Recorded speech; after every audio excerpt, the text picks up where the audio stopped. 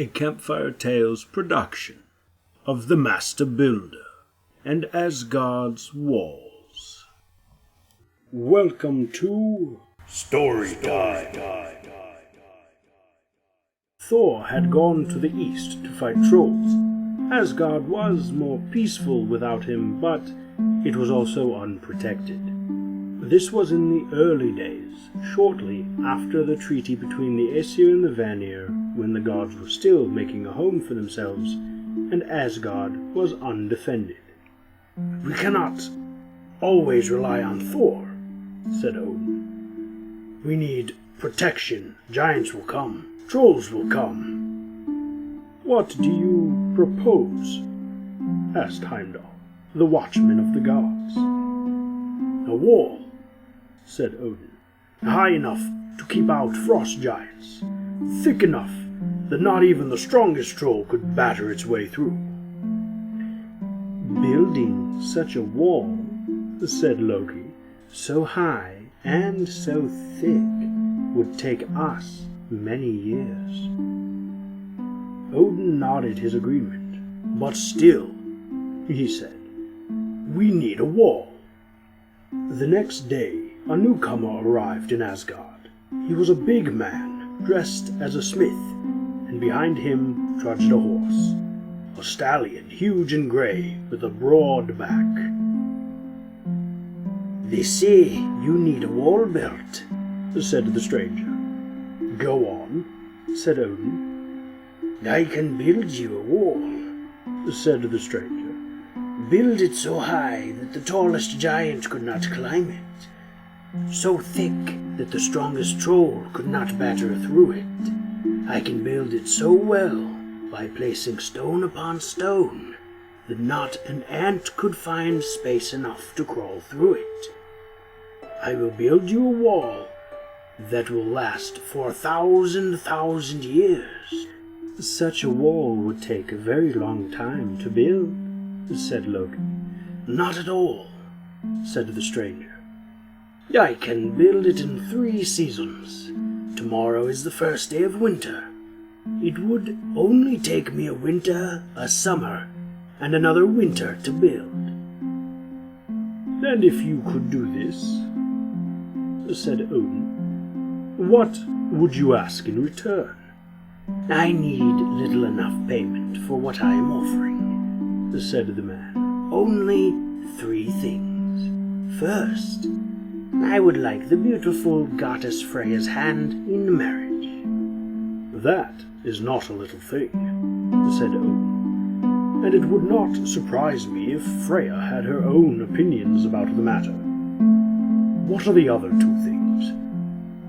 The stranger grinned, a cocky grin. "If I build your wall," he said, "I want the hand of Freya, and I also want the sun that shines in the sky by day, and I want the moon that gives us light at night. These 3 things are what the gods will pay me if I build your wall." The gods looked at Freya. She said nothing, but her lips were pressed together and her face was white with anger. Around her neck was the necklace of the Brisings, which shone like the northern lights as it brushed her skin, and her hair was banded in gold, which was almost as bright as the hair itself. "Go and wait outside," said Odin to the stranger. The man walked away, not before asking where he could find food and water for his stallion, which was called Svalilfari, which means the one who makes an unlucky journey. Odin rubbed his forehead, then he turned and looked at all the gods. "Well?" asked Odin. The gods began to talk. "Quiet!" shouted Odin. "One at a time!" Each of the gods and the goddesses had an opinion, and every one of them was of the same opinion, that Freya, the sun, and the moon were all too important and too valuable to be given to a stranger, even if he could build them the wall they needed in 3 seasons. She felt that the man should be beaten for his impertinence, then thrown out of Asgard and sent on his way. "So," said Odin the All-Father, "we are decided. We say no." There was a dry cough from a corner of the hall. It was the kind of cough intended to attract attention, and the gods turned to see who had coughed. They found themselves looking at Loki, who stared back at them, and who smiled and held up a finger as if he had something important to divulge. "It is worth my pointing out," he said, "that you are ignoring something huge." "I don't think we are overlooking a single thing, troublemaker of the gods," said Freya tartly.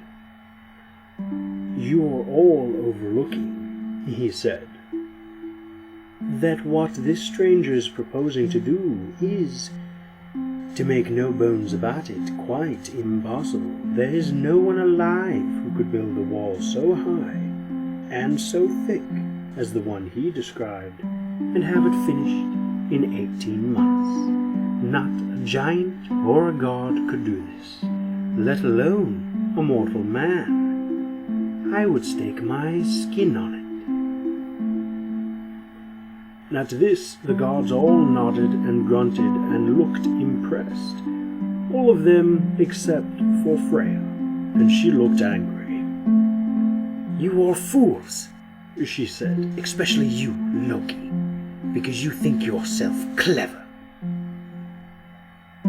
"What he says he can do," said Loki, "is an impossible task.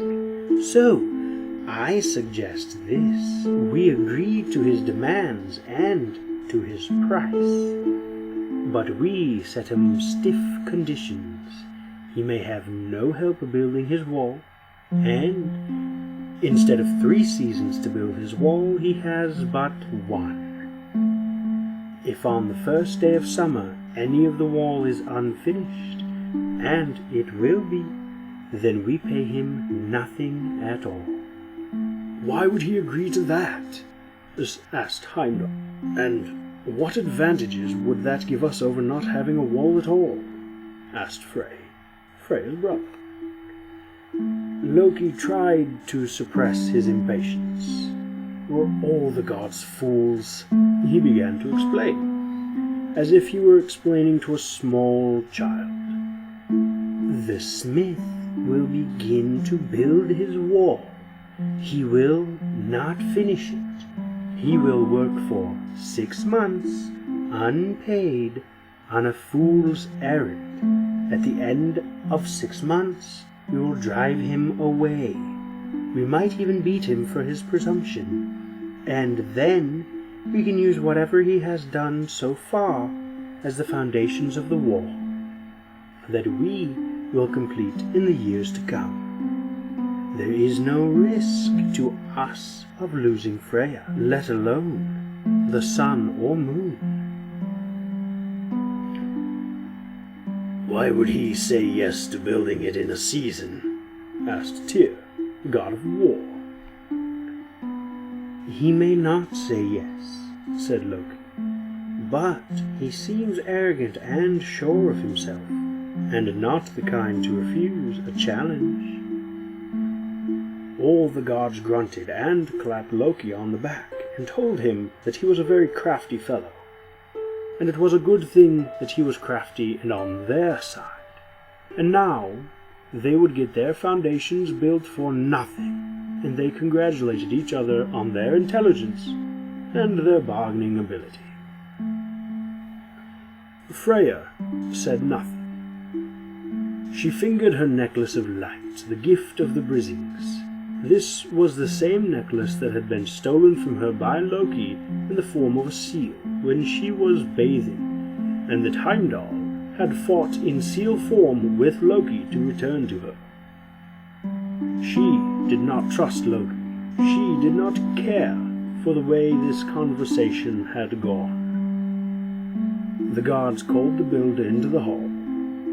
He looked around at the gods. They all seemed in good humor, grinning and nudging each other and smiling. Freya, however, did not smile. "Well?" asked the builder. You asked for 3 seasons. We will give you 1 season and 1 season only. Tomorrow is the first day of winter. If you are not finished on the first day of summer, you leave here unpaid. But if you have finished building the wall as high and as thick and as impregnable as we have agreed, then you will be given everything you have asked for, the moon, the sun, and the beautiful Freya. You may have no help in building your wall from anyone. You must build this wall alone. The stranger said nothing for some moments. He stared away into the distance and seemed to be weighing Loki's words and conditions. Then he looked at the gods and he shrugged. You have said I may have no outside help. I would like my horse, Svartalfari, to help me haul the stones here, the stones I will use to build the wall. I do not believe this to be an unreasonable request. It is not unreasonable, said Odin, and the other gods nodded and told each other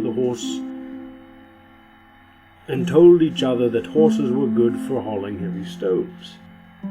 They swore oaths then, the mightiest of oaths, the gods and the stranger, that neither side could betray the other.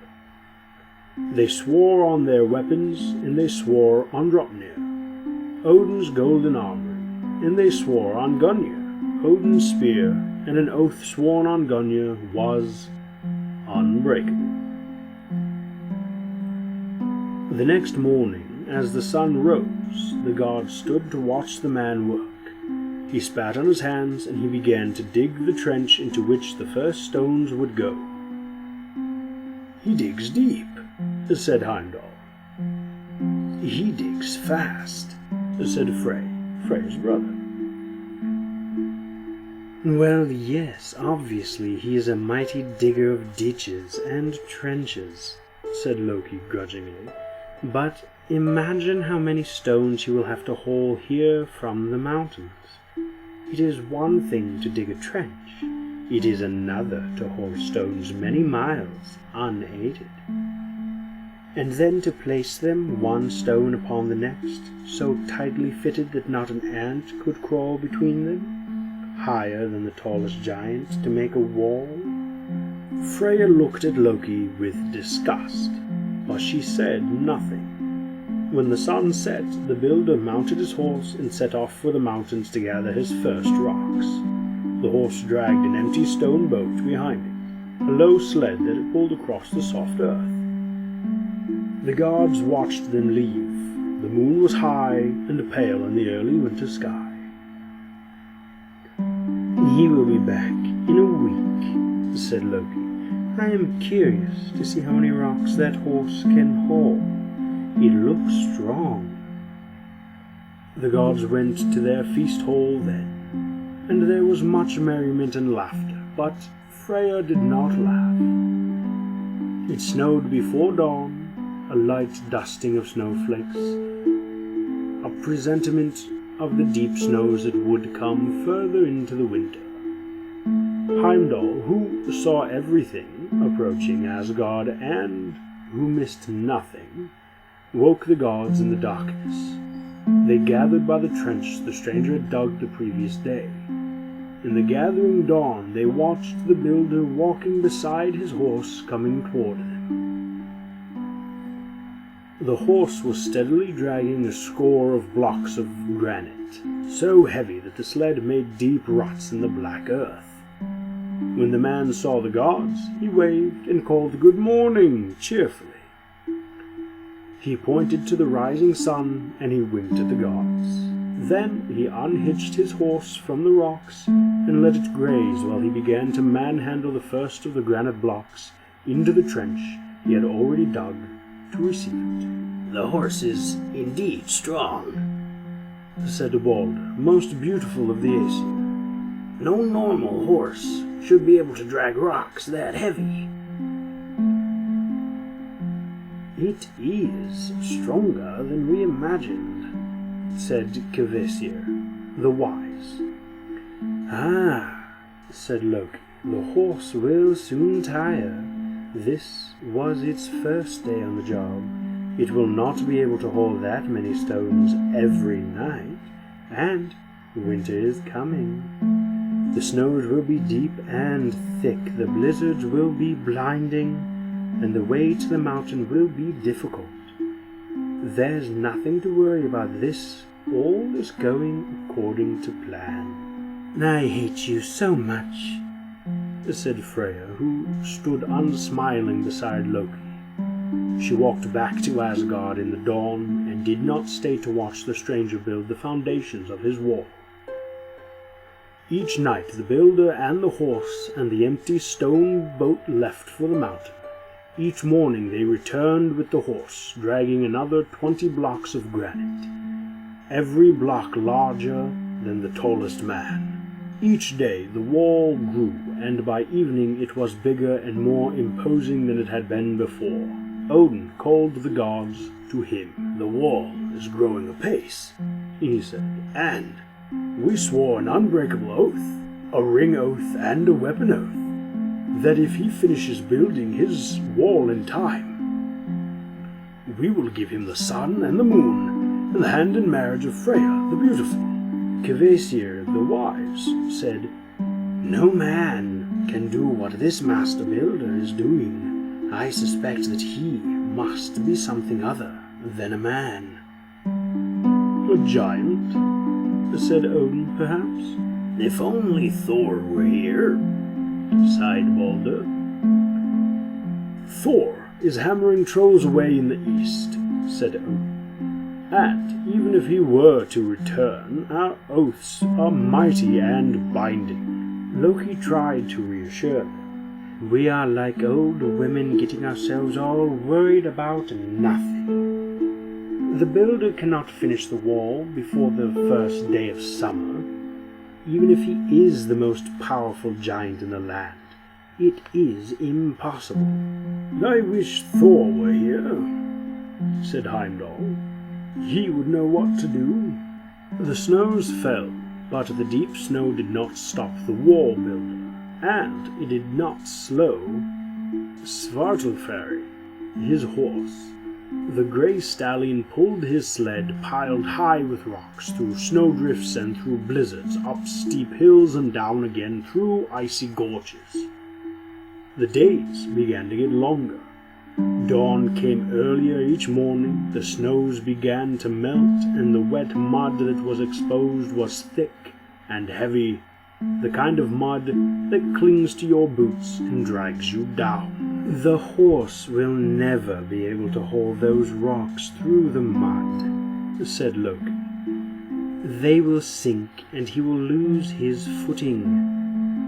But Svartalfari was sure-footed and implacable, even in the thickest, wettest mud, and he hauled the rocks to Asgard, although the stone boat was so heavy it cut deep gashes into the sides of the hills. Now the builder was hauling the rocks up hundreds of feet and manhandling each rock into place. The mud dried and the spring flowers came out, yellow colt's foot and white wood anemones in profusion. And the wall being built around Asgard was a glorious, imposing thing. When it was finished, it would be impregnable. No giant, no troll, no dwarf, no mortal would be able to breach that wall. And the stranger continued to build it with relentless good humor. He did not seem to care if it rained or snowed, and neither did his horse. Each morning they would bring the rocks from the mountains. Each day the builder would lay the granite blocks upon the previous layer. Now it was the last day of winter, and the wall was all but completed. The gods sat on their thrones in Asgard, and they spoke. "The sun. We have given away the sun. We have placed the moon in the sky in order to mark off the days and the weeks of the year," said Bragi, god of poetry, moodily. Now there will be no moon. And Freya, what would we do without Freya? Asked Tyr. If this builder is actually a giant, said Freya, with ice in her voice, then I will marry him and follow him back to Jotunheim, and it will be interesting to see whom I hate more, him for taking me away, or all of you for giving me to him. Now don't be like that, began Loki, but Freya interrupted him and said, if this giant does take me, and the sun and the moon, then I ask only one thing from the gods of Asgard. Name it, said Odin, Allfather, who had said nothing until now. And I would like to see whoever caused this calamity killed before I go, said Freya.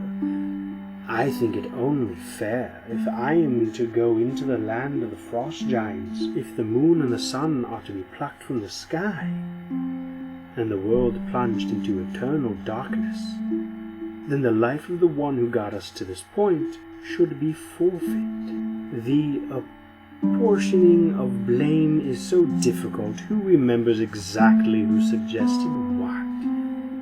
As I recall, all the gods share equally in this unfortunate mistake.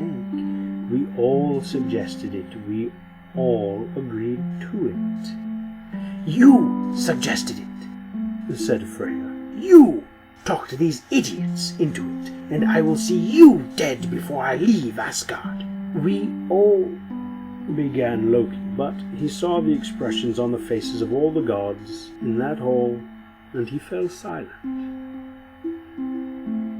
Loki, son of Loki, said Odin, this is the result of your poor counsel, and it was as bad as all your other advice, said Balder. Loki shot him a resentful glance. We need the builder to lose his wager, said Odin. Without violating the oath, he must fail. I don't know what you expect me to do about it, said Loki.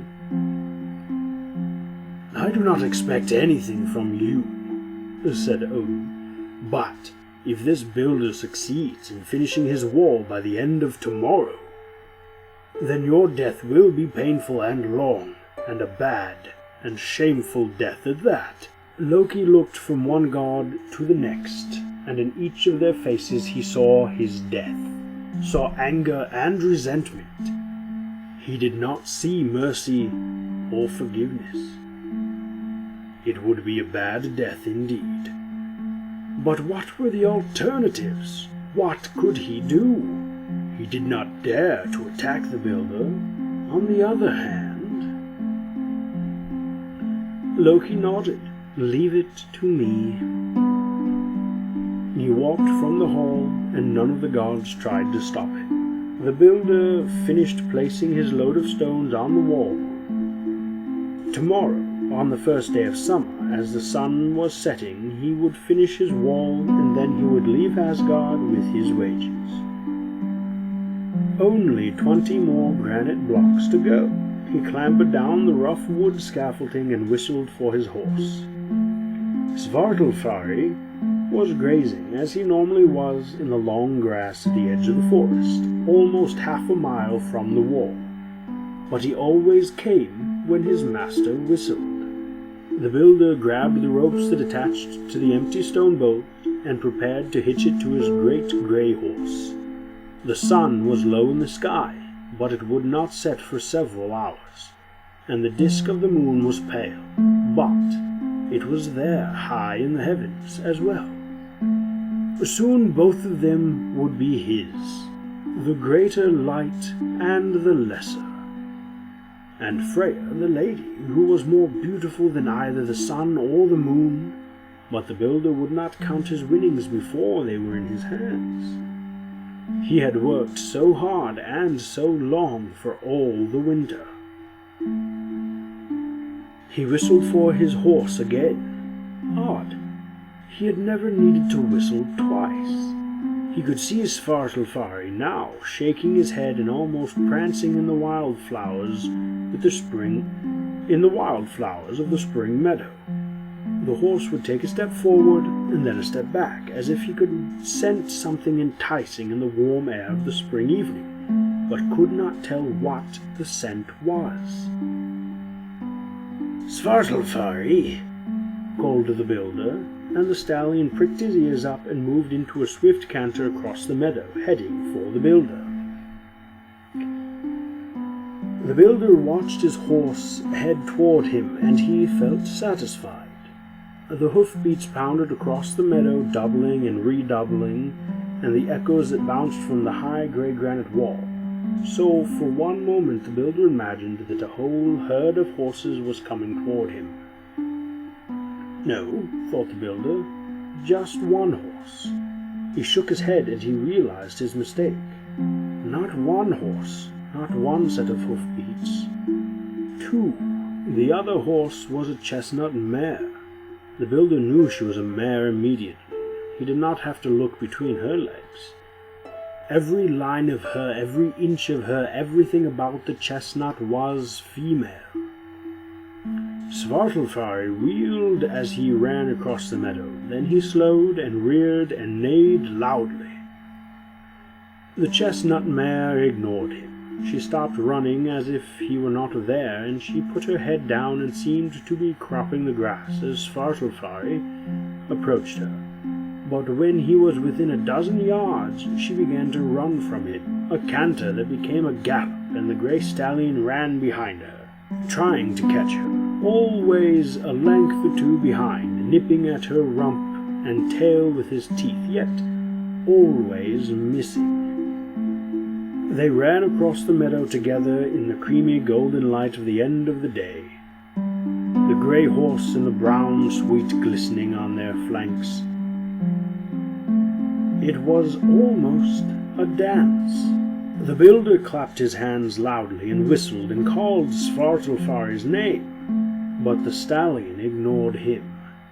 The builder ran out, intending to catch the horse and bring him back to his senses, but the chestnut mare seemed almost to know what he intended, for she slowed and rubbed her ears and mane against the side of the stallion's head, and then ran, as if wolves were after her, toward the edge of the forest. Svartalfari ran after her, and in moments they both vanished into the shadows of the wood. The builder cursed and spat and waited for his horse to reappear. The shadows lengthened, and Svartalfari did not return. The builder returned to his stone boat. He looked into the woods, then he spat on his hands, took hold of the ropes, and began to haul the stone boat across the meadow of grasses and spring flowers toward the mountain quarry. He did not return at dawn. The sun was already high in the sky by the time the builder returned to Asgard, hauling the stone boat behind him. He had 10 stone blocks on the stone boat, all he could manage, and he was hauling and heaving the stone boat and cursing the stones, but with each heave he got closer to the wall. Beautiful Freya stood at the gateway watching him. "You have only 10 stone blocks with you," she told him. "You will need twice that many to finish our wall." The builder said nothing. He carried on hauling his blocks toward the unfinished gateway, his face a mask. There were no smiles, no winks, not any longer. "Thor is returning from the east," Freya told him. "He will be with us soon." The gods of Asgard came out to watch the builder as he hauled the rocks towards the wall. They joined Freya, stood about her protectively. They watched silently at first, and then they began to smile and to chuckle and to call out questions. "Hey," shouted Balder, "you only get the sun if you finish that wall. Do you think you will be taking the sun home with you?" "And the moon," said Bragi. "Such a pity you do not have your horse with you. He could have carried all the rocks you need." And the gods laughed. The builder let go of the stone boat then. He faced the gods. "You cheated," he said, and his face was scarlet with exertion and with anger. We have not cheated, said Odin. No more than you have cheated. Do you think we would let you build our wall if we had known you were a giant? The builder picked up a rock one-handed and smashed it against another, breaking the granite block into two. He turned to the gods, half of the rock in each hand, and now he was 20, 30, 50 feet tall. His face twisted. He no longer looked like the stranger who had arrived in Asgard a season before. Placid and even-tempered. Now his face looked like the granite face of a cliff, twisted and sculpted by anger and hatred. I am a mountain giant, he said, and you gods are nothing but cheats and vile oath-breakers. If I still had my horse, I would be finishing your wall now. I would be taking the lovely Freya and the sun and moon for my wages, and I would be leaving you here in the darkness and the cold, without even beauty to cheer you. No oath was broken, said Odin, but no oath can protect you from us now. The mountain giant roared with anger and ran towards the gods, a huge lump of granite in each hand as a club. The gods stood aside, and only now the giant saw who was standing behind them. A huge god, red-bearded and muscular, wearing iron gauntlets and holding an iron hammer, which he swung once. He let go of the hammer when it was pointing at the giant.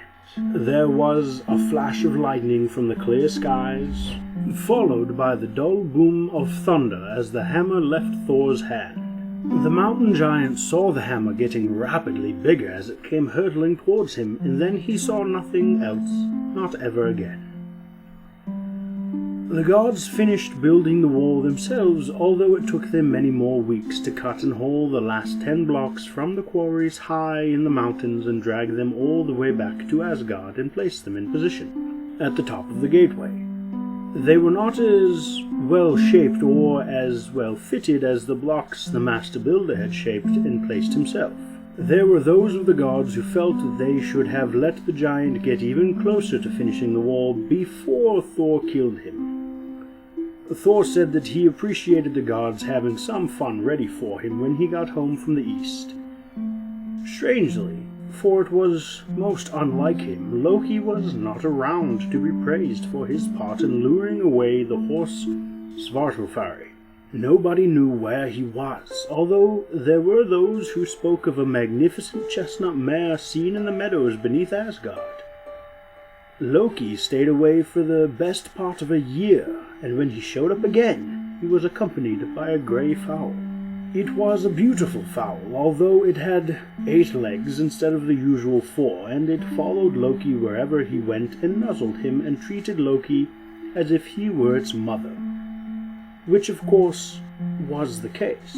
The fowl grew into a horse called Sleipnir, a huge grey stallion, the fastest and the strongest horse that ever there had been or ever there would be, a horse that could outrun the wind. Loki presented Sleipnir to Odin as a gift, the best horse among the gods and men. Many people would admire Odin's horse, but only a brave man would ever mention its parentage in Loki's presence, and nobody ever dared to allude to it twice. Loki would go out of his way to make your life unpleasant if he heard you talking about how he lured Svartalfari away from its master, and how he rescued the gods from his own bad idea. Loki nursed his resentments, and that is the story of how the gods got their wall. If you enjoyed the story, please like, comment, and subscribe. And please enjoy one of our other wonderful tales. Until next time, farewell.